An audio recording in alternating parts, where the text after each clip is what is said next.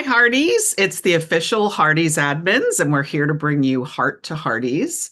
I'm Marg in San Diego, And I'm Kim from Ontario, Canada. and we're joined today by the episode 8 co-writer, Tunette Powell. Yeah, I'm so Yay. glad to have you here. Another stalwart member of our writers' room, Elizabeth Stewart. Yay! Thanks, you guys. Okay, Tunette, in fine Maisie fashion, I do see that you have a PhD after your name. Is it okay if I call you Tunette? Yes, absolutely. Okay, rather than if it were Lee, it might be Dr. Powell, but Rosemary to Maisie. Hopefully, you're Tunette. And what a Yes, perfect name for this musical episode. you're absolutely right. I didn't even think of that. That's perfect. Well, we didn't get to meet you. Joined the team in last season, but of course we had the strike, so we didn't get to meet you then. You play a very special role on the show, which I gather is kind of a story consultant, faith advisor. Tell us about that role. That's fascinating. Yes. First of all, just thank you. And I want to just send so much love to all of the Hardys. It has been an absolute honor to have been with the show since season 10. And I will say, the role of a faith advisor, if I had to kind of sum it up, I kind of think of it in two parts. So the first part is really just thinking about how we tell stories that have so much faith embedded in them, how we think about, of course, religious text and how we bring that through story, but also how do we grapple with the things that want to test our faith?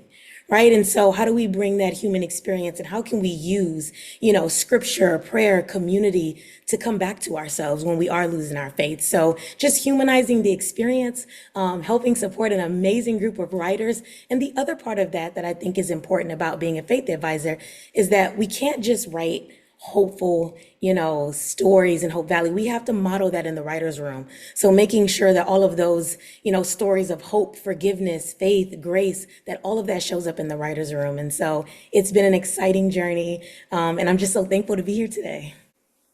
I want to cry already. I'm like, oh my gosh. So talking to Lindsay Sturman this week, she promised me that we could do an entire themed Heart to Hearties on faith and have you back and have the two of you and go into it much, much deeper because we're only going to scratch the surface today. And Hearties have, of course, a very deep heart for faith being included in our show and embedded in all the ways that you described. So it is just so wonderful to have you, and I can only imagine what you bring to the writers' room. So that's very cool.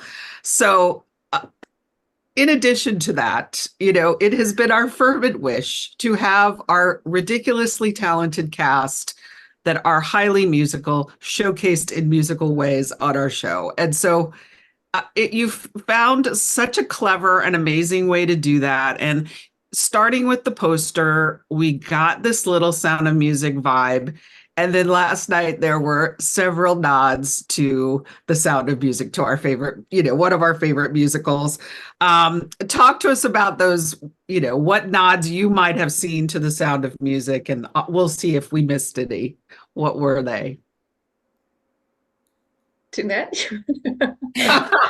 Or am I just imagining things? Well, Well, we talked a bit about this. we did. We were really trying to tap into the Music Man. The And Music Man. Ah. yes. And so, however, I mean, what you saw, like I agree that, now looking back, you can see some of those themes from Sound of Music, but at the same time, we were tapping into the Music Man, which is a favorite of Ah. Lindsay's. And so that I've I talked to think her about the Music Man. Okay, that's funny. All right. But you can imagine that that was a little Captain Von Trapp, Edelweiss moment, right there in the Red Surge with his daughter. And even Maisie with the repetitive bows on the stage, that just takes us right back to that incredible scene in The Sound of Music. I mean, that was hysterical. Tom cutting her off in her. Maybe it was all in our subconscious that I honestly, I don't remember ever thinking about Sound of Music, but Callie Wow. and Nathan singing together, there was really, it was coming from Aaron Krakow, who knows what a beautiful voice Kevin has, and he's a very accomplished guitarist as well. So that's what inspired that Oh, scene. and Jada's voice was lovely too. Yeah. It was a sweet, sweet moment. Well, we're just gonna pretend that it lives in our subconscious, and how If can you we? see it, it's there, you know? But I now I'm gonna look for the Music Man because I enjoy the Music Man very I- much too. I've not seen it, so I have to go and watch it. Oh yes, it's a classic. It's a classic. And Bonnie Gibney of Westfield, Massachusetts, loved Maisie's love of the spotlight and thinks that Rosemary and Mary Hickam could work together and bring a real stage to Hope Valley, Benson Hills. I think this is fodder for your next season. I think that is something, you might see in season 12. I mean, something's Without got to saying too come from this Maisie, something positive, play to her strengths, which clearly is the stage. We So- love Maisie, and she's part of the Hope Valley family now. So Oh, Perfect. good. Hear that. That's awesome. Of course, that brings us to yet another emergency choir meeting. So and Nathan on the spot comes up with the fundraiser idea with the help of Elizabeth and Tom. So tell us about this comedic construct that you created to launch this festival. Their delivery of it was really funny. Well, it was something we had to do something to solve the problem, right? And we wanted something that would pull all of our characters in. We love our community stories, and we love that Nathan, who's put in this position of, Tom technically could be considered guilty of fraud, that he's the one who helps save the day. Very cool. It just had their timing was amazing. Right? Kevin, I don't know, something about his voice and the way he said, it was very Will Ferrell like to me. I don't know. It was great. I just thought it was very funny. So It was, and I think we got to see, right, like, of course, like you said, him, the musician in him a little bit, and also getting to see a lighter side of Nathan that we don't always get to see. So that was fun for us. And Yeah. I hope it was fun for everybody watching. no, it was great. Yeah, he doesn't really wing it a lot, does he? Well, doesn't. maybe Elizabeth is bringing that out in him. Well, Hope Valley has softened him so much, and he's Sure. obviously with Rosemary and Bill, he's bending the rules a little bit, so he's becoming a little less square, and he went to bat for Tom, so that was really cool. It was really cool. He did, and I think it's one of the wonderful things that we've been able to explore in season 11 is just Nathan getting comfortable in his own skin, Yeah. Mhm. and Elizabeth is a big part of that, obviously. For sure. That's awesome. Switching a little bit to John Sereda does the music for the show, and I loved his comic musical flourishes.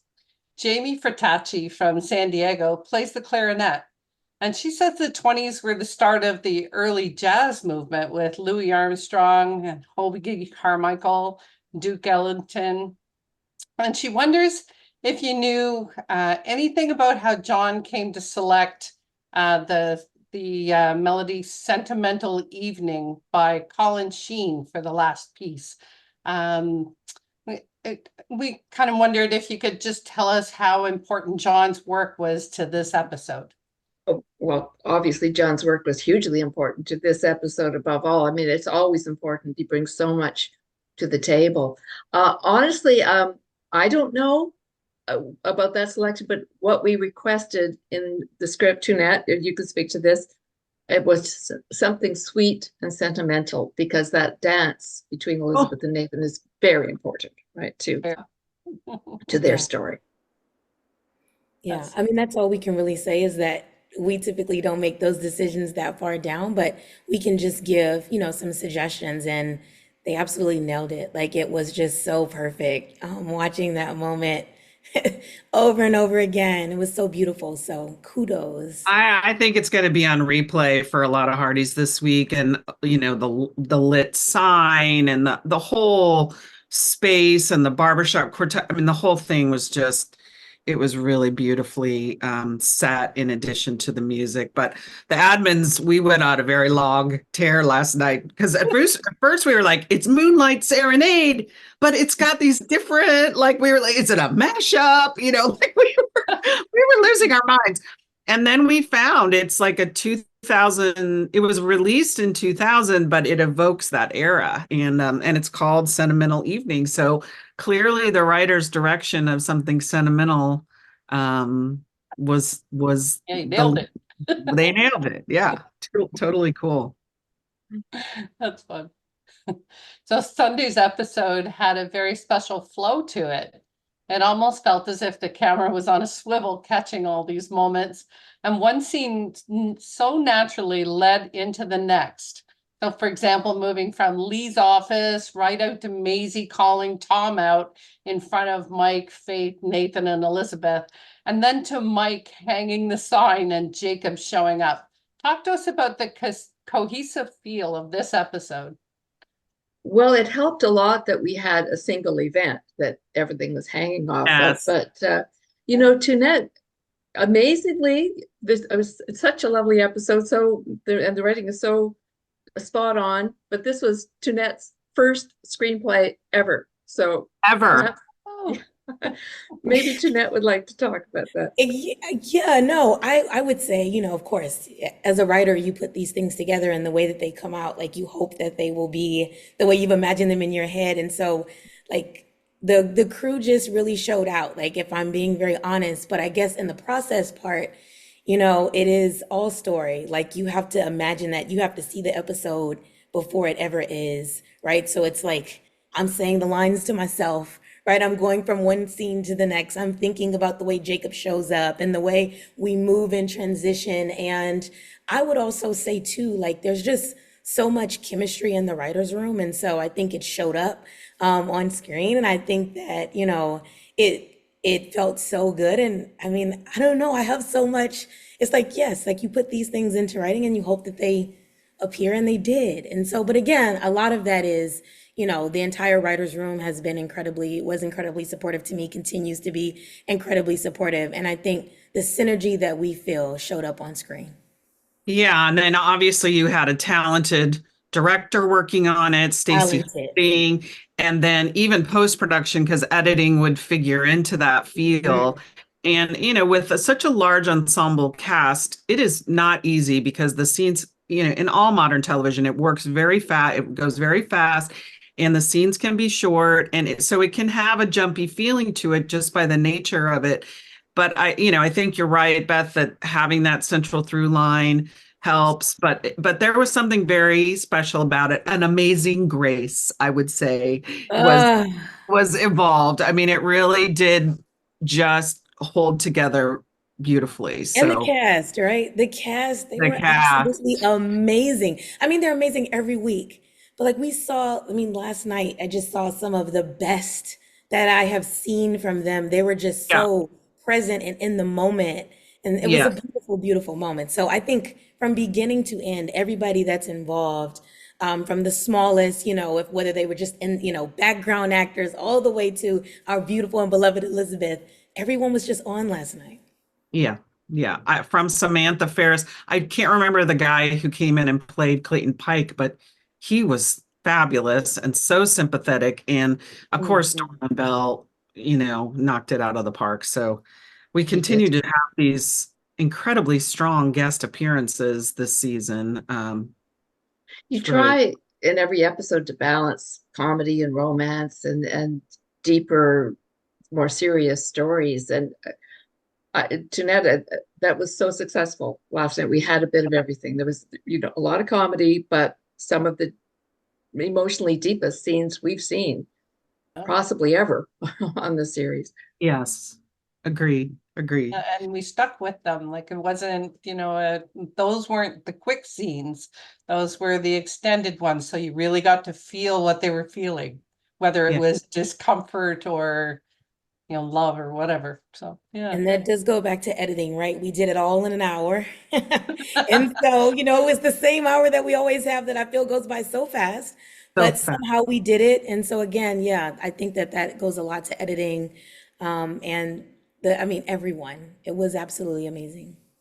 Well, speaking of Clayton Pike, Jen Hebink of Maple Grove, Minnesota, noticed the Easter egg of Rosemary saying, "You catch more bees with honey," which of course is a callback to season one when Abigail said it to Jack. But that was really an amazing, amazing performance scene. The way the tenor of her voice just completely changed when she went into that interrogation. And it was very maternal, it was very calming. And it almost felt like Bill, like, also, I mean, maybe, Bill's an experienced interrogator. Maybe he's used to, changing his affect for various prisoners or whatever. But it also felt like maybe he picked up on her part too. So how did this scene feel to you all in its fruition tonight? You wrote it, so tell us, how it felt to you. She is so brilliant, absolutely brilliant. So to see her bring that to life, I mean, she absolutely, really, that was a home run for her to see her be able, like you said, the shift in her tone, all of the nonverbals that came along with, her, being able to speak to Pike and have that moment.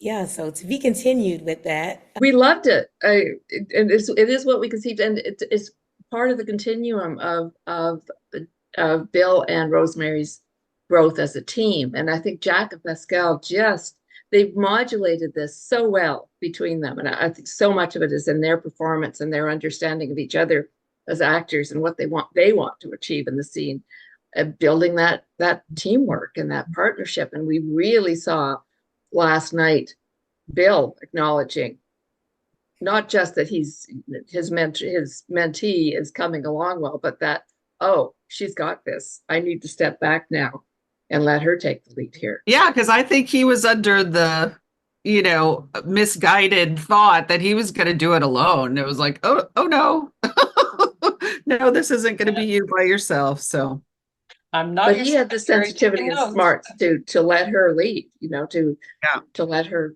handle this. yeah, speaking about the mother-son relationship, I just thought it was very effective.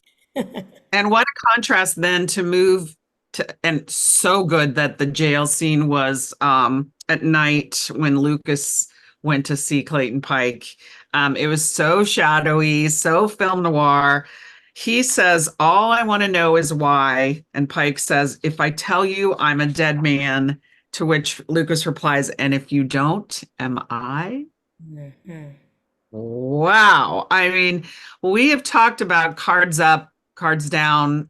And so was this a little bit of cards up because we haven't had a sense um that Lucas really registered that he's in danger. He's just been brushing that off. And then, he arrives at the jail at night and seems to be quite clear on that point. Donna Ciccolini of Verona, New Jersey wants to know if after that moment, did Clayton confide in Lucas about who shot him? No, we wouldn't. No, we're not going to have characters off screen give all of Right, that away. right. Plus, that would remove his memory coming back, which we know is Right, a big right. role. Good thought, though, and I have to say we were just loving how into this the Hearties are. This mystery, we weren't sure if they would like it or not, but they're really it's so much interesting Oh, yes. discussion. My Oh, my. Very much Yes. so. A lot. Yes. Yeah. Yeah. What great lines, Tunette. I mean, that was beautiful writing. Oh, thank you. Thank you so Very much. spare, very, yeah. Yes, we really saw. I think you're right that Lucas has been pushing all of this away, and in that moment, we saw how vulnerable he really feels and how uncertain. Yeah. Yeah. So It was well done. cool. We know those night shoots are hard to come by because they're a lot of hours and stuff, but that was well worth it to have it be at night. It was perfect. Absolutely. We could Yeah. not imagine that any other way. No. Did you write it that way? Yeah, absolutely. Oh, Okay. yes. All right, At good. night. Okay. Yeah. Mhm. Yeah. And I just want to have the opportunity once in my life to walk into a space and tell people I need the room. That just that it felt very Paul Redford to me, like West Wing. It was like, I need the room. I just like he's at the height of his power, and yet, and then in the next breath, he really was powerless. It really was a fascinating little thing there. That little interaction, He walks in as the governor and is able to send all the Mounties away, but he's at the mercy of this guy behind bars. That's a really great observation. Yeah, I mean, I think Lucas is, well, it's been really fun writing this more powerful Lucas this season. But I think there is a little bit of imposter syndrome going on there for him as well, right? He's, at heart, he still thinks of himself as this happy-go-lucky gambler, and here I am, I'm the governor. Also, he knows that he's got a lot of baggage in his past that could catch up with him at any time. So I think he's a good governor. He's finding his way, trying to be fair to everyone and do the right thing. But I think it's a little bit of a performance for him always to be that guy. And I think you're absolutely right that in that scene, we did see that more vulnerable side of him. Who's wondering, is somebody out there trying to get me still? Well, he came to the rescue with the Arts Commission, and that's what we needed. So that was beautiful. Beautiful. That was fun. That was great. Using his power for good. That's right. Yes, definitely. Well, that's what it's there for. Right. So Clayton Pike didn't in the end disclose anything except that all important last line. Not even the Mounties can touch this guy. Yikes. So Olivia Morris of Olean, New York recalls another ominous threat back in season 10 when Montague says, "You have no idea who you've crossed." And she wants to know if you already knew back in season 10, episode 10, who the shooter would be and the web you would be weaving. And is there anyone in Hope Valley history who you think instills this level of fear? I can say that we did not know writing episode 10 of season 11. We had some thoughts. We didn't know for sure, but we've created over the years some pretty scary villains, and we want them to feel real and really menacing. I mean, there's quite a rogues gallery, isn't there? There's Amos Dixon, there's Wyman Waldman, there's Bernard Montague, and they've all had some business with Lucas. So again, there's a lot in Lucas's past that could come back. We're not sure from where. Who are those faux security guys they always bring in? Pinkertons. Oh, the Pinkertons. Yeah, I mean, we've seen them manage the Pinkertons, but like above the Mounties is interesting. Like that even the Mounties wouldn't be able to touch this guy. I mean, it sounds very gangster-like, so that it's would the be 20s. Yeah, right. I mean, that could be your rum runner, Casimir Shaw, but I don't know. Gotta keep watching. Okay. We got nothing. Okay. I worked on my poker face before I got here, yeah. Okay. Awesome. I had to work on it. You're getting really good at this. You're getting really, really good at it. Yeah. So back to Lucas for a minute. We have that final scene interspersed with the dance at the saloon in which Henry confronts Lucas over his choice to pursue the resort with Montague. Henry says, "That's a story you're telling yourself. You can always walk away." And Joanne DeRocha Saunders of Letitz, Pennsylvania, believes this conversation was staged for Edwin's benefit. Could this upcoming Montague visit be a trap they're setting? Okay. Oh, all right. Please. Horrified. For you to go that way. It's a really interesting theory. Again, it's just so fun for us to see the fans responding and getting into this. Okay. All right then. I just love that line that's a story you're telling yourself. You can always walk away. I mean, he's the gambler. He's supposed to know when to hold them and when to fold them. And He's not exhibiting that. No, No, but I he love isn't, that but he's advising Lucas. That's so Well, cool. Henry, The yeah, that inner Henry is circle, advising him to, yeah, it's incredible. right? Incredible. what's another great twist for Henry too, that he's now the angel on the shoulder, being the moral voice, Yeah, considering his own background. that's Yeah. right. Yeah. And I mean, he said, how many episodes ago, like, you don't want me, with my background. But anyway, we'll see how that goes. And he was called on so much in this episode for advice. Mandy Smith from Kiln, Mississippi says, who would have ever thought back in season 1 that we would be where we are now and that Henry would be an answer to a prayer? Well, that was stunning. Joseph sitting on his porch swing with his Bible overlooking the orchard, and Henry saying, you hurt your brother somehow, and if you regret hurting him, what does it matter the reason why? Tell us how this came to be the central lesson in the Joseph and Jacob story. Yeah, well, I'll take that. I should say in season 10, like I spent a lot of time with the writers working on Henry's story arc. So it was, I felt like I don't know, like he's one of my favorite because I spent that was like so much of my time. And I thought we did such a wonderful job with Henry in season 10. And so in season 11 to see how he, is like you said, the angel on the shoulder, right? Like, and my dad used to always have this saying where he would say, man can never play God, but God often plays man. And I think we're getting to see that moment where Henry, someone who has had a lot of mistakes and things that he regrets in his past, now has all of this wisdom and is able to be that friend that others have been for him. And so, with the way that he and Joseph really built such a strong relationship in season 10, it just made so much sense.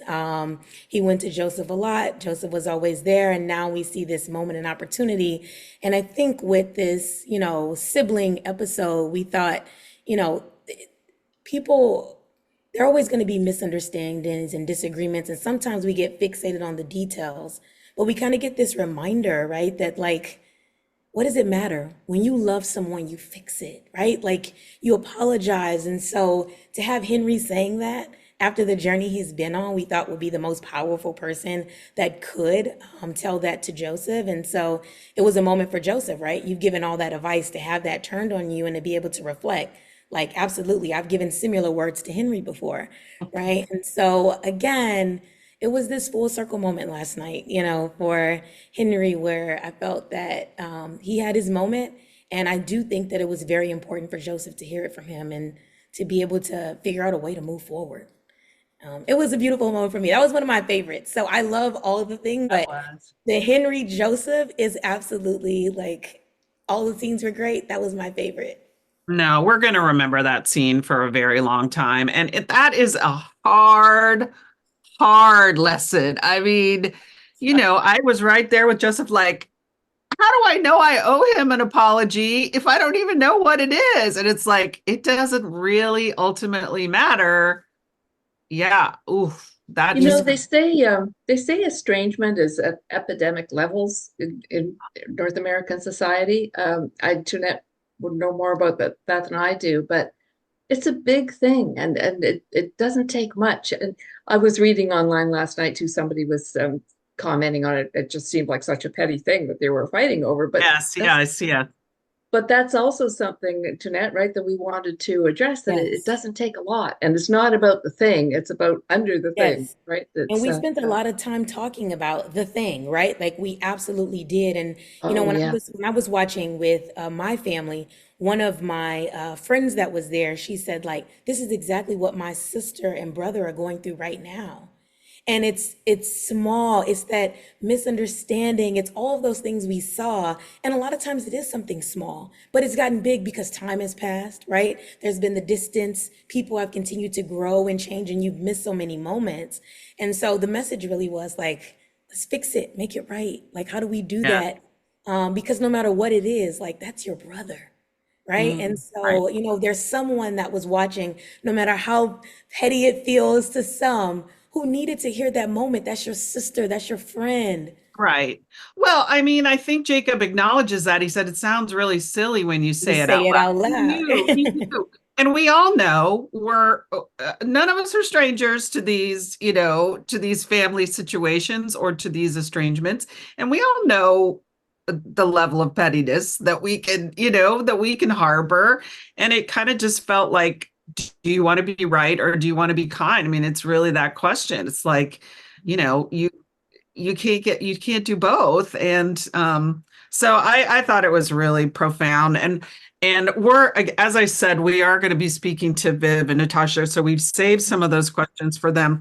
But to me, it almost felt like a parable. It really did feel like a biblical parable, the parable of the missing tenor. You guys have been planting that seed of the missing tenor for a couple episodes, and then the lost are found. And so Jennifer Paltrow of Bremerton, Washington, wants to hear what kind of preparation went into telling this story, and especially including so many faith elements with the worship, the scripture, the big emphasis on prayer. Talk to us about that, Jeanette. Well, I think that's what you get when Lindsay says, let's write together, and I'm the faith advisor. Yeah. But we spent a lot of time talking about this. There were so many opportunities where you had Tom, right, who was back, who was in a, not his best situation, having that opportunity to have that redemption, right, and needing that. We also had, Jacob coming into town and Joseph having this moment. And I think because Joseph was so central to the episode, there's so much faith already embedded in that, right? He is, the pastor of the town, right? And so Yes. someone who people normally go to and who always has it together, always has a word, and he's in need of a word. And so again, like we had the opportunity to do it.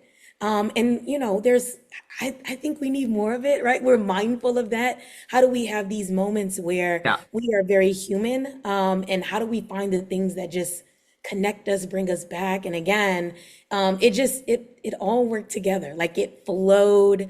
And again, I think because Joseph was so central to the story, it gave us an opportunity to use scripture, right? To use prayer. We get to see that scene where Jacob is praying, which we thought was really important because he hadn't been in a church in 20 years, right? And so again, always thinking about the experience that those who are watching are going to have, where it's like, all right, like his journey back to his faith, we see him, singing alongside of his brother. We see him praying again.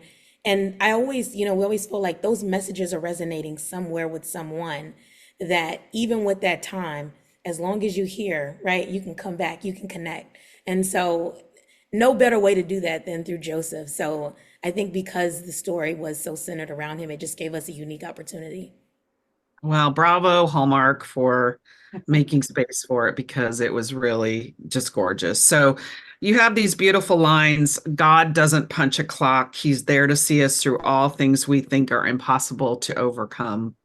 Uh, Dahlia Hamza Constantine of Arlington, Virginia, says this storyline might be one of her favorites of the whole series. She loves that you humanized a moral leader, showing him really grappling. But I have to say, I was very nervous during that scene because it felt like he was proselytizing a little bit. And I just was like, this is not the moment. Like, just like connect with your brother as opposed to, go into that pastor to parishioner. I mean, it was soft. It was very soft. But the way he was extending the Bible, like, talk to me about that fine balance and Yeah. how you brought that to bear. Absolutely. Absolutely. And I think, one of the things, and we spend a lot of time talking about these things, is just Joseph is a pastor, but also this man, right? And I've grown up in a family of so many, religious leaders. And so you always think about, you get to see them in human ways, but a lot of times you just see them in these very pastoral ways, right? Where there's almost this disconnect. And one, we thought it was important for people to be able to see, like, all of our religious leaders, they're also human, and they're going to have very real human moments, and the importance of community, right? That we all have a role, whether we are, a pastor or a congregant, right? And so just to have those opportunities. But on the other side, when it comes to this, where he's thinking about how he might talk to someone else, and he's kind of separating the idea that they're siblings, I think it was also important. In my work with lots of, pastors, especially when you have some sort of conflict, sometimes you can show a lot more empathy for other people who are not so close to you. And you may be able to resonate with that even if you're not, right, a religious leader, just thinking a lot about how when people are close to you, it's easier for them to hurt you. It's harder for you to reflect. It's harder for you to remove yourself. And so for Joseph to have that moment, we really felt like it was an opportunity for him to go into that pastor mode and think, all right, if you weren't so caught up in the emotions of it being your brother, how would you extend that grace to this person? And so Ah, he gets that opportunity to do that, which I think makes it easier for him to move forward. And so yeah. that's really what we were trying to capture yesterday. Yeah. Yeah, and then that, of course, you're saying, God isn't setting a time, he's always going to be there for you. So he doesn't say, accept him now, back in Right. your life or Yeah. whatever. So that was really something. That was really something. It was really a beautiful scene, but careful dynamics that you had to balance there. It's So definitely, yeah. And because, wanting it to be something that people felt, but, obviously with a rhythm of being able to feel that emotion, of, like you said, you were kind of worried watching it, but just enough where, I mean, we make it to Amazing Grace and we get that hope. So there's definitely a dance with all of that. But yeah, and it just occurs to me that that's really similar to kind of what Rosemary and Bill were doing in the interrogation, is like they were just, tiptoeing along, trying to make a connection and not knowing if they were going to push it too far. And, Jacob obviously was receptive of grace, but Clayton is scared to death. So, Catherine Cathy of Northern Virginia says, I teared up. I was so thankful to hear the hymn verse sung by the choir when once I was lost, but now I am found. Tell us about landing on Amazing Grace for this episode. Shay Van Buren of Manchester, Michigan thought it was perfect, but she wonders if you considered any other song. Is there any other song that could have worked well, like Amazing Grace? I think a lot, like there are just things that you are certain of. When I had my first son, I knew he was going to be a junior. And when, we had this opportunity, we knew it was going to be Amazing Grace. One of Lindsay's favorite, one of my family's favorites. It just made sense. And I'm so glad that people are receiving it the way that we put it out there. We were certain. Yeah, absolutely certain that this was the song. Yeah, well, it was the song. It was perfect. It was. So having Tom there really enabled Nathan to work, Nathan and Elizabeth to work together on his behalf and to acknowledge a growing trust that's occurring between Elizabeth and Nathan. Talk to us about, as you have a little bit, the parallel of the brothers' stories here, and the sense of Tom being a screw up, and then he would never have the opportunity for Jack, because of his passing, to see him in his redemptive, in his new life. Talk to us about that. That's very interesting. My recollection, Tunette, and you can correct me if I'm wrong, was that we came up with the Joseph Jacobs story first. We did. And we knew we wanted to do something on a Music Man theme. We weren't sure it was going to be Tom, who was the Music Man. At one point, we thought it might be an actual con man, but once it became Tom, the parallel wasn't something we thought of in advance, Tom and Jack, but it's absolutely there. The Yeah. redemption and the reunion of the brothers, because thanks to Elizabeth and Nathan, I think by the end of these episodes, Tom really accepts my brother believed in me. And, Yes. that small estrangement between them, and they weren't estranged, but there was a distance between them because Tom felt so bad about himself. I think that was erased by the end of the episode. So we had two reconciliations in a way of brothers. Really, really, really nice. Yeah, Brian Shively of Lake Havasu, Arizona wonders how important it was for Elizabeth and Nathan to get Tom's blessing. And how does the thing Nathan said about Mounties looking out for their own play into it? I think it was fairly important for them to have that blessing. And it's again, just you know, I mean, it's no secret, we're taking this in small steps this season, but it was another step. Really, Beth? Really? Am I right that people are a little impatient about this? Love takes Some are, time. some are really enjoying the ride, and some they are got like, a get on very that roller coaster. nice. I think they got a very nice romantic scene. They did. I saw people saying a little hope floats in there, right? Like Yeah. it was brilliant. It was Yeah, beautiful. no, it's good. And, you know, I think Nathan is also saying Elizabeth is also part of the Maddie family, right? And I mean, I don't want to wade into controversy here, but it's we wanted to create a sense of this is how things are meant to be. And Elizabeth is part of the Mountie family, Tom is part of it, Nathan is. It's they're all looking after each other. Nice. Yes. Well, we also loved seeing Tom and Faith together, and we're putting in our plug for more of that. But Carolyn Richardson of Dalzell, South Carolina, wants to know how you decided to have Elizabeth ask Nathan, the wallflower, to dance. And it harkens back to the lady's choice from season 6, when he wasn't her choice. Or it seemed like that to us. Well, that was quite conscious. We did want to make that a full circle moment for them. Yes. Yeah. Having the flowers Oh my hanging down God. into his hair. And him Calvin fighting McGarry. himself. That Did you was, write I that? assume that wasn't scripted. We had nothing. We cannot take any credit for that. That was Kevin. That's and an improv moment with the prop, and it Absolutely. was Oh, hilarious. hysterical. Hysterical. And But I fitting. think also, you know, about Nathan waiting to be asked by Elizabeth. It's what's happening throughout this season is he's learned to let her take the lead. You know, he rushed into things once before.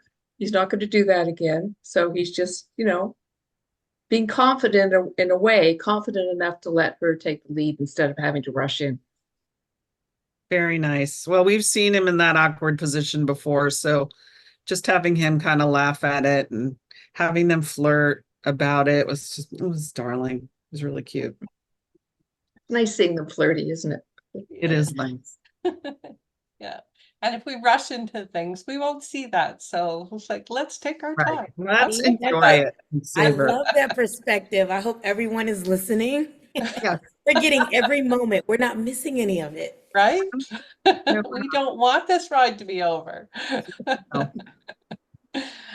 So next week, it looks like we're juxtaposing Montague's visit and a whole lot of negative reaction to that, with the potential of a ride and a picnic for Elizabeth and Nathan, and then some growing father-daughter angst right in the middle of it from these previews that we've seen. Talk to us about the dynamic of two single parents beginning a romance. Kind of Well, know about this. definitely sets this romance apart from Jack and Elizabeth's romance and Elizabeth and Lucas's romance. It's both a complication in their lives because, of course, whatever happens, they're going to have to put their children first before their own wants and needs. But it's also something that bonds them together, that it's a common experience they have. So it both draws them closer and sometimes is an impediment to moving on together. Yeah, I mean, you saw that first little glimpse of, okay, Nathan's handed over some money for little Jack to get a candy apple without asking Elizabeth if that was okay. And then this preview kind of showed us that maybe Elizabeth's going to weigh in on how he's going to handle this enormous problem of, Dylan Parks and Allie asking more questions about him. And yeah, it's not so.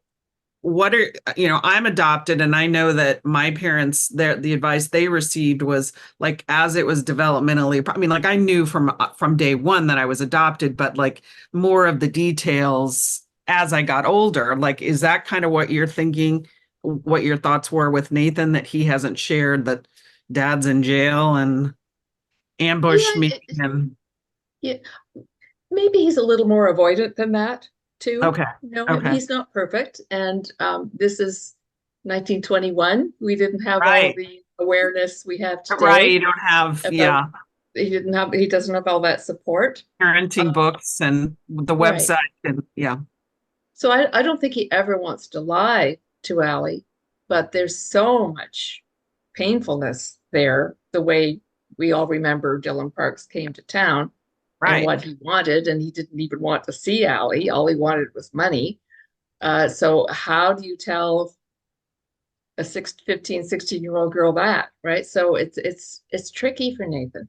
But episode 9 coming up is another powerful episode where we really start exploring that relationship between Nathan and Allie in a way we never have before.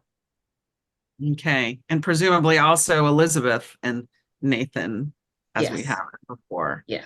Yeah. And how Indeed. it comes to play in that. Okay. If you guys haven't seen Loretta and Johanna's TV Insider after show, I highly recommend it. It's brief, but it's great. So they mentioned that there are surprises coming even in the finale. And we have heard from Brian Bird that there is a cliffhanger as well. So we wonder if you had to compare the surprises ahead, like with previous surprises over the seasons, like where would you rank these coming surprises? Like, is it Charles showing up and proposing level, or is it Rosemary pregnant level? I mean, like, I'm sure there's bigger ones that I can come up with, but like, what level of surprise are we talking about? Well, pretty high level. I mean, it's shocking and it's jarring, Oh boy. and the Hearties will have to wait till season 12 to find They out. went so far as to say juicy, and you've said shocking. What was the other one? Tunette's like, I can't do the poker face anymore. I said it's jarring. It's, I mean, but that's the nature of a cliffhanger, right? That Right. just when you think everything's great, Oh gosh. something happens. So Like Golden Girl jarring, like when the music comes on for Golden Girl jarring, or like less comedic jarring. Yeah, like throw something at your television jarring. Tune in for the next 4 episodes. Combination of all. yeah, Okay. I feel like you want a number 1 to 10. I do. Right. We're gonna I go with do. 10. 10. Yeah, we're gonna bring Hardy ship back next week, I'm sure. So, Jeanette, it was an astonishingly complex and especially beautiful episode. And to think that it's your debut TV writing episode is rather mind-blowing. How did your family and friends that were gathered and watched it with you, how did they receive it? Absolutely loved it. We got some new Hearties last night. Oh, I have some people in my family that have been watching since season 1, and then there are some for the first time last night, and they're like, "That's my new Sunday show." So we got new Hearties. Bring it on. Bring it on. That's amazing. I love it. Yes, it was great. It was great. And we come from a family of singers, so they really appreciate it. I'm the only one in my family who cannot sing. So they appreciated last night's episode so much. So much love from the Hearties as well. Well, we appreciate you, and we're so excited that you're back on the team in season 12 so that we can look forward. We all are. It's wonderful to have you back with us. That's amazing. And Beth, you played such an integral part in season 11, which we're enjoying so much, and continuing, of course, to play an integral part as you pen season 12. How's it going? Is everything going well? It's going well. Yeah, I know. I mean, I really can't say much about You're in the season 12. frazzled writers It's going to be stage, the so best season. 12 I'm is sure the it will be. I have no doubt about it. I have no doubt about it. Well, go team writers Powerful stuff. and go team Hearties, because they're amazing. I'm so glad that we get to bring you their thoughts and their obsession, which is everything that you guys every little detail they obsess over. So we send the love right back out to the Hearties. They're amazing. It just encourages us every week to try to dig deeper and deliver the stories they want to see, you want to Yes. see. So And we read it. We read them. We read so many of them. We take them into Clearly consideration. you do. We hold them in our hearts. Clearly. I lift up everyone that comments, whether they're sad because of the Lucas breakup, there's so much love, or whether they're happy for whatever. Like we hold all of their emotions with us. So we so much love for the Hearties. Good. Well, thank you. And I'm loving getting to know you on X and tweeting with you, Tuna. It's so much fun. So Hearties, we just can't wait to be back here with you. We have 4 episodes left. So 9 o'clock Eastern, 8 o'clock Central on the Hallmark Channel, on X, always with the hashtag Hearties.